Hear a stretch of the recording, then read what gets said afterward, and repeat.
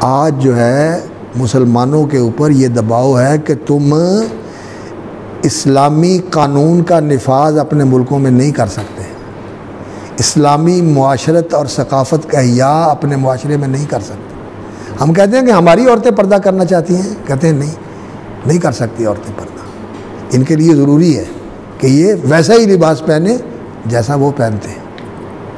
اور ہم اپنے ملک میں چاہتے ہیں کہ حدود کا نفاذ کریں، مجرم کو سزا دیں، آزاد ہے نا، آزادی ہمارا حق ہے، ہمیں یہ کرنے دیا جائے، کہتے ہیں نہیں ہو سکتا یہ۔ کیوں؟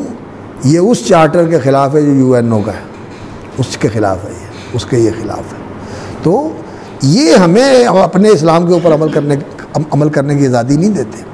یہی کیا کہتے ہیں کہ تم ہمارے جیسے بن کے رہو، یہ ہمارے جیسے بن کے رہو۔ اور یہ اتنا بڑا امتحان ہے، اللہ تعالیٰ ہمیں استقامت بخشے اور اللہ تعالیٰ مسلمان امت کو کھڑے ہونے کی توفیق عطا فرمائے کہ یہ ان کے مقابلے میں آ کر یہ اس بات کے لیے پرعزم ہو جائے کہ ہم نے یہ کرنا ہے۔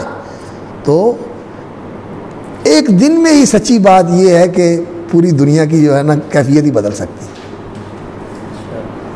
یہ کچھ چھوٹی آبادی ہے جو مسلمانوں کی آبادی ہے، 170 یا 180 کروڑ مسلمان جو ہیں، اور جن کے اندر ماشاءاللہ یہ اتنی بڑی بڑی جو ہے نا وہ جغرافیائی اہمیت کے اعتبار سے قیمتی جگہیں ہیں، مشرق وسطیٰ جیسی جگہ اور پاکستان اور اسی طرح نائجیریا اور اس طرح اور بہت سارے سوڈان، مصر، بڑے یعنی یہ غنی ملک ہے، ان کے اندر اللہ نے بڑے خزانے رکھے ہوئے۔ اسی طرح افغانستان کے بارے میں بھی کہتے ہیں کہ یہاں بھی قدرتی بڑے خزانے اللہ رب العزت نے رکھے ہوئے ہیں۔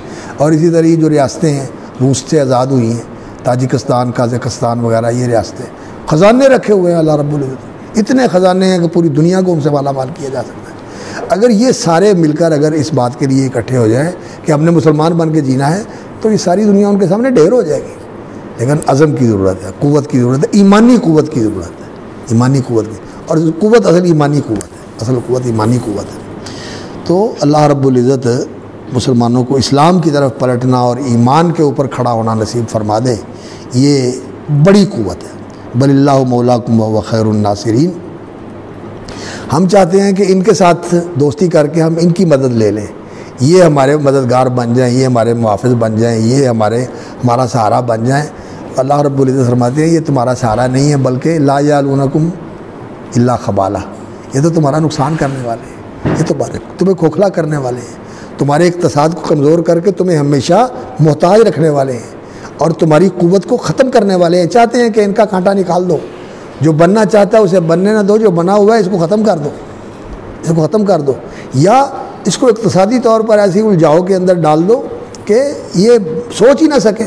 ہر وقت جو ہے نا وہ تلوار لٹک رہی ہے کہ اب گرے لسٹ کے بعد جو ہے نا ہم بلیک لسٹ میں چلے جائیں گے، پھر ہم کیسے جئیں گے، تجارت کیسے کریں گے، ہم یہ کیا کریں گے، ہم یہ کیا کریں گے۔ اور اگر دو ہی چیزیں ہیں، اگر ہم تھوڑا سا جو ہے نا وہ اپنے آپ کو اقتصادی بنا لیں، اس طرح کی زندگی کا عادی بنا لیں جو ایک ایسی قوم کی زندگی ہوتی ہے جو کچھ کرنا چاہتی ہے، اسراف اور تبذیر والا کام چھوڑ دیں، اسراف اور تبذیر والا کام چھوڑ دیں، جس سے اللہ رب العزت نے منع فرمایا لا تسرفوا، اور ان المبذرین کانوا اخوان الشیاطین۔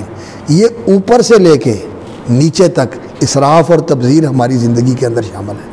اور اگر عربوں کو دیکھ لیں آپ، وہ کیسے اسراف و تبذیر کے اندر پڑے ہوئے ہیں، تو وہ ان کی آنکھیں کھلی کی کھلی رہ جاتی ہیں۔ جو یورپ والے ہیں یہاں آتے ہیں تو کہتے ہیں یہ کیسی زندگی گزار رہے ہیں۔ اور ہمارا ملک جو ہے بیچارہ جو قرضوں کے نیچے دبا ہوا ہے، ان کا بھی یہی حال ہے۔ کبھی آپ وہ پڑھیں نا کتاب مختار مسعود کی کتاب، کبھی کسی نے پڑھی اس کی کتاب مختار مسعود کی؟ ہاں اقتباس پڑھے ہوں گے آپ، اس کتابیں پڑھنے والی ہیں، بڑا اللہ والا بندہ ہے وہ۔ ویسے تو وہ داڑھی شاڑی تو نہیں رکھی تھی اس نے، آواز دوست ہے اس کی کتاب، اور ایک جو ہے نا اس کی کتاب ہے سفر نصیب، اور ایک کتاب ہے اس کی لوح ایام، وہ ایرانی انقلاب کے بارے میں اس نے لکھی۔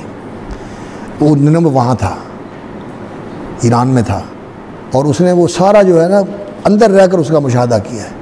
تو اس نے اس کتاب میں لکھا ہے کہ تاریخ ایرانی انقلاب کی ہے، لیکن مقصد جو ہے وہ پاکستان ہے، کہ پاکستان میں ایسا انقلاب آنا چاہیے، شیعہ انقلاب نہیں، لیکن لوگوں کے اندر یہ چیز ہونی چاہیے کہ وہ ملک کو بدلنا چاہتے ہیں، مسلمان بننا چاہتے ہیں۔ یہ مسلمان ملک تھا، مسلمان بننے کے لیے سارا کچھ کیا گیا تھا، لوگوں نے قربانیاں اس کے لیے دی تھی، لیکن لائن جو دوسری بنی ہوئی ہے. تو بہرحال اللہ تعالیٰ کرے گا انشاءاللہ، اچھا وقت آئے گا. ہماری تو یہی دعا ہے کہ اللہ تعالیٰ ان سب کو ہدایت دے دے. اللہ تعالیٰ ان سب کو، جو سیاستدان ہیں، جو مقتدرین ہیں، جو سارے قوت رکھنے والے جو لوگ ہیں، اللہ تعالیٰ ان کو ایمان کے اوپر کھڑا کر دے اور امت کو بھی ایمان کے اوپر کھڑا کر دے. عوام اور خواص سارے مل کر مسلمان بنے تو تبھی ہوتا ہے یہ. تو اس کتاب کے اندر نا اس نے بڑی پتے کی باتیں کی ہوئی ہیں. تو اس میں وہ جاتا رہا ہے، اس کی کتاب جو سفر نصیب ہے اس میں بڑے سفر کیے ہیں اس میں. تو وہ جاتا رہا ہے سارے بڑی بڑی جگہوں کے اوپر، UN میں بھی گیا اور دوسرے ملکوں میں بھی گیا، بڑے بڑے وفود کے ساتھ جاتا رہا ہے. تو وہ کہتا ہے جو اسراف ہمارے معاشرے کے اندر ہے وہاں اس کا تصور بھی نہیں کیا جا سکتا، اس کا تصور بھی نہیں کیا جا سکتا. تو وہ لوگ جو ہے نا وہ سلاد کھا کے پیٹ بھر لیتے ہیں. اور یہ جو جرمنی کی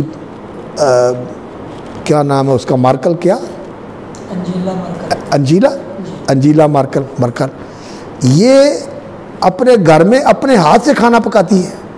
3 دفعہ جو ہے نا ان کی سربراہ بن چکی ہے اور 16 سال اس نے جو ہے نا وہ حکومت کی ہے، لیکن ایک فلیٹ میں رہتی ہے، کوئی بنگلہ نہیں بنایا، کوئی باہر ملک کسی ملک کے اندر جا کے جائیداد نہیں خریدی.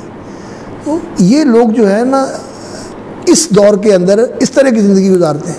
اور ہمارے یہاں کیا ہے؟ ہمارے یہاں یہ ہے کہ بس جس کو موقع ملتا ہے وہ کہتا ہے کہ باہر جا رہا پیسہ اکٹھا کر کے لے جائے. ہر جگہ یہی حال ہے. تو یہ جو ہے نا اسراف اور تبذیر، اور دوسرا اللہ کے ساتھ تعلق نہیں، اللہ پر یقین نہیں. اللہ کے ساتھ جو ہے نا انسان کا تعلق کمزور ہے.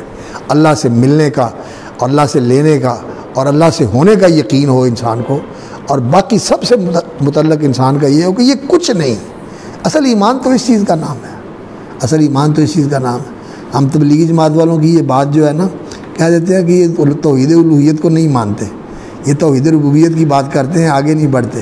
لیکن توحید الوہیت میں بھی کمی ہے، لیکن توحید ربوبیت میں بھی تو کمی ہے نا.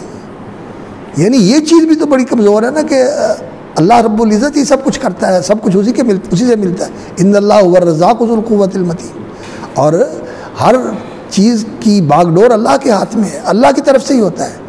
تو توحید ربوبیت کے بعد توحید الوہیت آتی ہے. سب سے پہلے تو یہ ہے الستو بربکم ولربک فاصبر وربک فکبر اور ادعو الی ربک. تو سب سے پہلے تو یہ ہے، پہلے ربوبیت کو تو اپنے اندر جو ہے نا پوری طرح راسخ کرو کہ اللہ میرا رب ہے، وہ میرا مالک ہے، خالق ہے، رازق ہے، اور میں اس کا محتاج ہوں. رب الناس، ملک الناس، الہ الناس.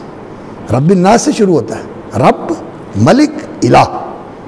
پھر جو ہے نا یہ چیز جو ہے نا یہ پیدا کرنے کی ضرورت ہے.